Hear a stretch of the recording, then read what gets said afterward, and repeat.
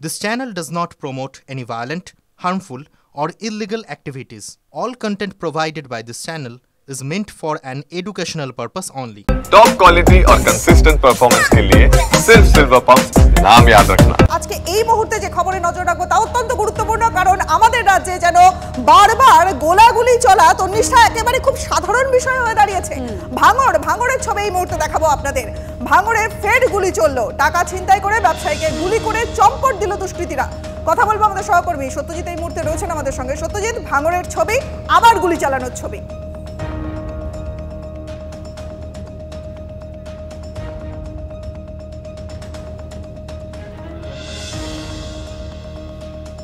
ভাঙড়ে আরো একবার গুলি চললো, টাকা ছিনতাই করে ব্যবসায়ীকে গুলি করে চম্পট দিল দুষ্কৃতীরা।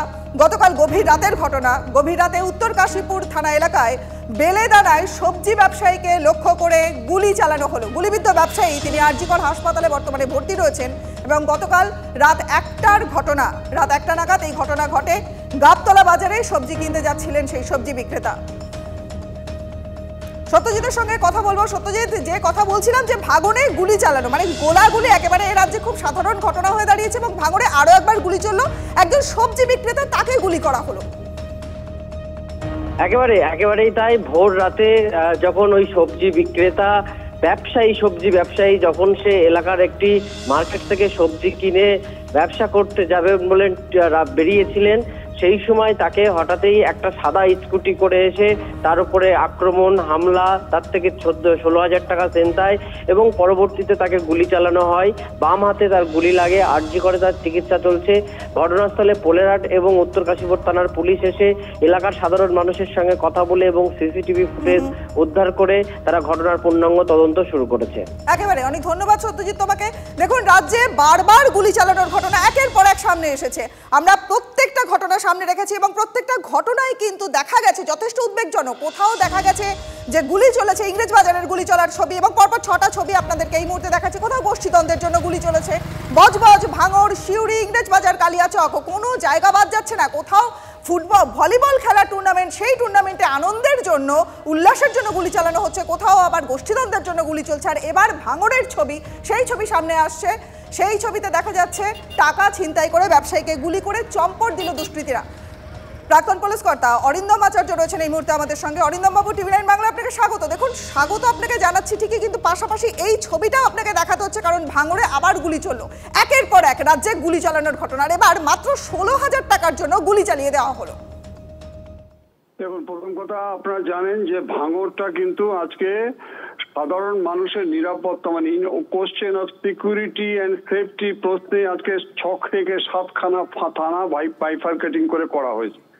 এবার আপনারা জানেন যে সবচেয়ে আমি বিস্মিত হচ্ছি যে যেখানে ডিজি অ্যান্ড আইজিপি একটা ঘটনায় বললো আমাদের গুলি করলে 4 জনকে গুলি করা হবে, আপনারা এই ঘটনাগুলো জানেন। তার দুদিন পরেই আপনি দেখুন ভাঙড় থেকে শুরু করে, নরেন্দ্রপুর থেকে শুরু করে, মালদা থেকে শুরু করে একের পর এক পুলিশের উপর যেমন গুলি, তেমনি আজকে এই সমস্ত আনরুলি মব বা যা খুশি যেরকম ভাবে গুলি টুলি চলছে। আচ্ছা, আপনি আমাকে বলুন তো, এই যারা ছিনতাই করছে তারা আপনারা দেখবেন ধরা পড়লে জানা যাবে যে প্রিভিয়াস তাদের একটা হিস্ট্রি আছে এবং ওদের মধ্যে অনেক কোয়ালিফাইড ছেলে আছে।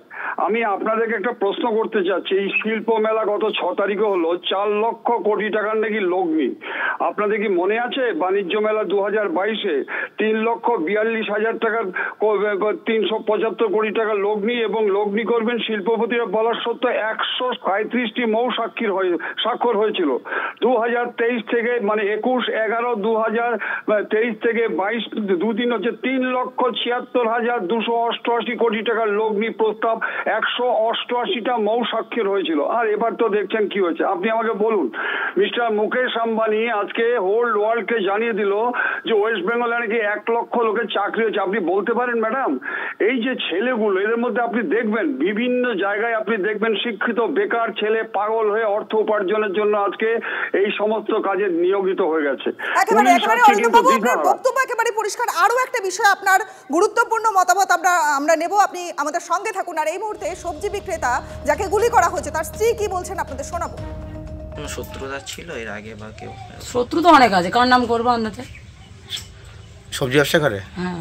কোন জমি জায়গা নিয়ে কোনো দ্বন্দ্ব বা এরকম? সে তো জমি জায়গা থাকলে ঝামেলা হবে, সে তো হতেই পারে। 3-4 রাউন্ড গুলি করেছে, হাতে লেগেছে, এরকম জায়গায় লেগেছে। এখন নার্জিগঞ্জ ভর্তি আছে। কাছে কিরম টাকা থাকতে পারে মনে করছেন? সবজি 8-10 হাজার। আর এই মুহূর্তে আরো একটা ব্রেকিং নিউজ আসছে, আপনাদেরকে জানিয়ে রাখি, সেই খবরের দিকে নজর রাখবো। একদিকে তো ব্যবসায়ীকে গুলি করা হয়েছে, সেই খবর রয়েছে। এই মুহূর্তের খবর, খড়দার পাতুলিয়ায় প্রাক্তন পুলিশ কর্মীর মেয়ের শ্লীলতাহানির অভিযোগ। তৃণমূলের পঞ্চায়েত সদস্যের আবাসনের মধ্যেই দলবল নিয়ে রাস্তা আটকে প্রাক্তন পুলিশ কর্মীর মেয়ে সহ 2 তরুণীকে মারধর, শ্লীলতাহানির অভিযোগ সামনে এসেছে। আরো একটা চাঞ্চল্যকর খবর, খড়দার পাতুলিয়ায় প্রাক্তন পুলিশ কর্মীর মেয়ের শ্লীলতাহানির অভিযোগ তৃণমূল পঞ্চায়েত সদস্যের। ঠিক কি ঘটেছিল ঘটনা জানবো, আমাদের প্রতিনিধি অনন্ত আমাদের সঙ্গে রয়েছেন। অনন্ত, ঠিক ওই কি অভিযোগ সামনে আসছে পরিবারের? দেখো, যাওয়ার রাস্তা নিয়ে সমস্যা দীর্ঘদিন ধরে। যেই যাতায়াতের বাড়ির যে রাস্তা, সেই রাস্তায় প্রতিবাদ করে, অর্থাৎ তারা যে তাদেরকে ওই রাস্তা দিয়ে গেলেই তাদের দেখে গালিগালাজ করা হয়, কটু কথা বলা হয়। আর তারই প্রতিবাদ করে এই পুলিশ কর্মীর পরিবারের এই মহিলা, অর্থাৎ পুলিশ কর্মীর মেয়ে এবং তার বন্ধু। এরপরেই তাকে মারধর করার অভিযোগ, তাকে মেরে মাটিতে ফেলার অভিযোগ পঞ্চায়েত সদস্য পাতুলিয়া পঞ্চায়েতের আশিস চক্রবর্তীর ওপর।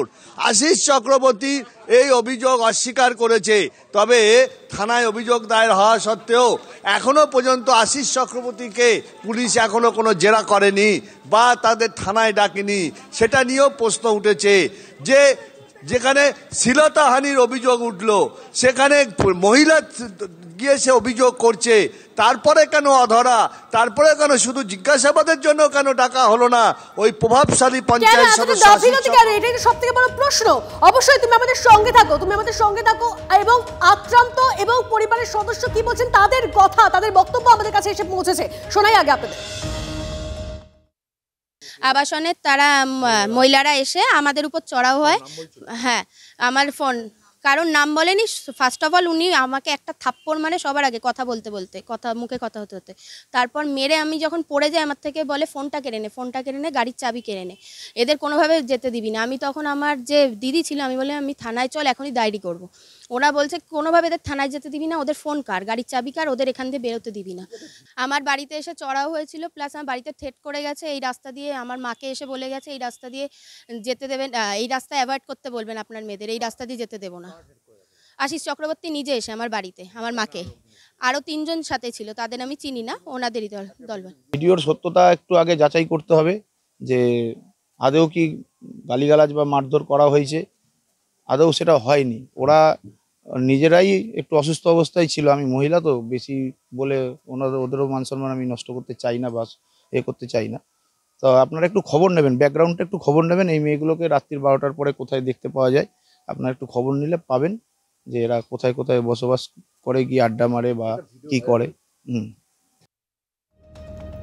প্রাক্তন পুলিশ কর্তা অরিন্দম আচার্য তিনি আমাদের সঙ্গে রয়েছেন। অরিন্দম বাবু, আপনি গোটাটাই শুনলেন। খড়দার পাতুলিয়ায় প্রাক্তন পুলিশ কর্মীর মেয়ের শ্লীলতাহানির অভিযোগ তৃণমূল পঞ্চায়েত সদস্যের, এবং শুধুমাত্র তাই নয়, তার পাশাপাশি হুমকি দেওয়া হচ্ছে, গুলি করার থ্রেট দেওয়া হচ্ছে। তার পাশাপাশি যার বিরুদ্ধে অভিযোগ, সে বলছে যে নাকি আপনারা খোঁজ নিয়ে দেখুন সেই মহিলাদের কোথায় দেখতে পাওয়া যায় রাত 12টার পর। এই ধরনের মন্তব্য করা হচ্ছে। কি চলছে বলুন তো সমাজে? খুব অন্যায়। মানে দেখুন, সাধারণ মানুষ যদি আজকে আউটরেজ মডেস্টি হয়, তাহলে থানাতেই যাবে, অফিসারের কাছে কমপ্লেন করে। সেই অফিসারের মেয়ে যদি আজকে নির্যাতিতা হয়, তাহলে পুলিশ যাবে, সাধারণ মানুষ যাবেটা কোথায়? ওই যে ভদ্রলোক যে কথাটা বললেন না 12:30 পরে, আমি ওনাকে একটু আপনাদের থ্রু দিয়ে জানতে চাই যে নিষিদ্ধ পল্লীতেও যদি কোনো নারীকে কেউ যদি ধাক্কা দেয়, সেটা কিন্তু শ্লীলতাহানির কেস হয়। উনি কি জানেন ওটা? আইন ফাইন কি কিছু জানেন? কে অধিকার দিয়েছে তাকে? যদি কিছু হয়ে থাকে লোকাল পুলিশ স্টেশনে যাবে, যদি কিছু হয় তাহলে লোকাল কাউন্সিলরকে জানতে পারে। তাহলে তারা আইনটা হাতে নিচ্ছে কি করে? তাকে জিজ্ঞাসা করুন তো এই কথাটা, সে কি জানে যে আজকে নিষিদ্ধ পল্লীতে পর্যন্ত ইন্ডিয়ান প্যানেল করে সমস্ত আইনগুলো রয়েছে? কি করে উনি বলছেন রাত 12টায়? রাত 12টা তাহলে বলে দিতে বলুন যে রাত 12টার পরে আজকে কোনো মহিলা বেরোতে পারবে না। যদি ইনটক্সিকেটেড হয়, সেখানে পুলিশ আছে, সে হু হ্যাজ মানে গট রাইট তাকে অধিকার দিয়েছে আজকে নারীর গায়ে হাত দেওয়ার জন্য। অথচ নতুন যে আইনটা হয়েছে আপনারা দেখে নিন, ভারতীয় ন্যায় সংহিতাতে স্পষ্ট বলা আছে যে নারীদের উপর যদি কোনো রকম অত্যাচার হয় তাহলে কেস করে 60 ডেজের মধ্যে চার্জশিট দিতে হবে এবং শাস্তি নিশ্চিত করতে হবে। তাহলে এত বড় সাহস তার কি করে হয়?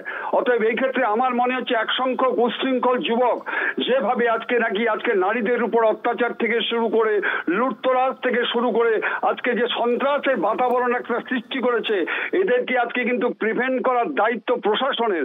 প্রশাসন যদি আজকে অন্ধ ধৃতরাষ্ট্র হয়ে যায় তাহলে যা হবার তাই হবে। বেশ, অনেক ধন্যবাদ আপনার এই মূল্যবান বক্তব্যের জন্য। কথা বলছিলাম অরিন্দম আচার্যের সঙ্গে। কিন্তু রনিপা দেখো কি ধরনের মন্তব্য একজন করছে। তৃণমূল পঞ্চায়েত সদস্য আশিস নামক ওই ব্যক্তি সেটি কি বলেছে আরো একবার আপনাদেরকে শোনাই। ঠিক কি বলছে আশিস চক্রবর্তী?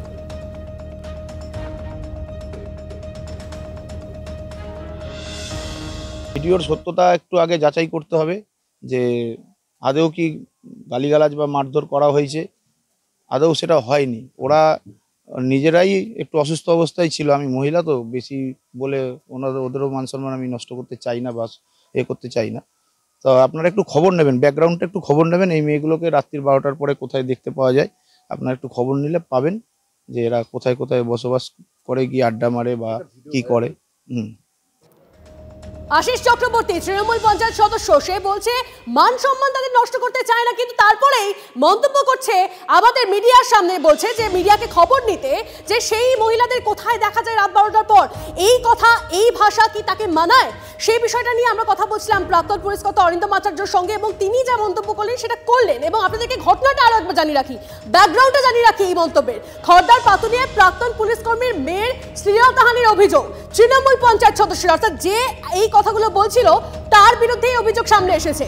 আবাসনের মধ্যেই দলবল নিয়ে রাস্তা আটকে প্রাক্তন পুলিশ কর্মীর মেয়ে সহ 2 তরুণীকে মারধর, শ্লীলতাহানির অভিযোগ। প্রতিবাদ করলে গুলি করারও হুমকি দেওয়া হয় বলে অভিযোগ। 4 দিন আগে তৃণমূলের পঞ্চায়েত সদস্য সহ 5 জনের বিরুদ্ধে অভিযোগ দেয়, তাও এখনো অধরা অভিযুক্তরা। বিজেপি নেতা সজল ঘোষ, তার সঙ্গে আমরা যোগাযোগ করে নিয়েছি। সজল বাবু, একটা অভিযোগ এসেছে যে খড়দার পাতুলিয়ায় প্রাক্তন পুলিশ কর্মীর মেয়ের শ্লীলতাহানির অভিযোগ তৃণমূল পঞ্চায়েত সদস্যের বিরুদ্ধে, কিন্তু সেই পঞ্চায়েত সদস্য সে তার সঙ্গে যখন মিডিয়া কথা বলতে চায় তখন তিনি বলছেন যে আপনারা রাত 12টার পর সেই মেয়েরা কোথায় যায় সেটা আপনারা আগে খবর নিন। এই ধরনের মন্তব্য করছেন সে। পরে বল